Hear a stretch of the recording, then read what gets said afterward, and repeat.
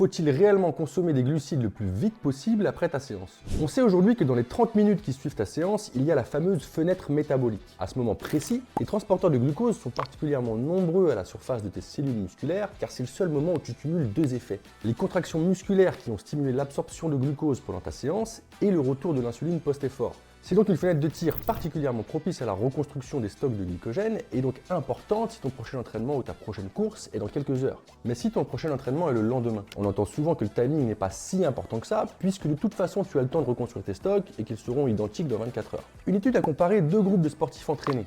Même séance, même quantité de glucides ingérés, même durée de récupération. La seule différence, le premier groupe ingérait ses glucides immédiatement après l'effort, le second groupe 3 heures plus tard. 24 heures après, les deux groupes avaient effectivement des niveaux de glycogène musculaire identiques. Tu n'aurais donc pas forcément besoin de te jeter sur tes glucides après l'entraînement. Mais les auteurs ne se sont pas arrêtés au stock de glycogène, ils ont également testé les aspects performance. Et ceux qui avaient retardé leur prise de glucides avaient une performance bien inférieure sur l'exercice du lendemain, avec un RPE plus élevé et moins d'intervalles complétés jusqu'à l'échec, malgré des stocks de glycogène identiques. Alors pourquoi cette baisse de performance? Les auteurs évoquent d'autres mécanismes possibles, comme des signaux moléculaires activés juste après l'effort, des adaptations métaboliques perturbées ou peut-être même des effets hormonaux ou nerveux. Bref, il reste encore des éléments à éclaircir pour comprendre les raisons de ces différences, mais ça semble conforter l'idée que le timing de ta prise de glucides après la séance a une réelle importance.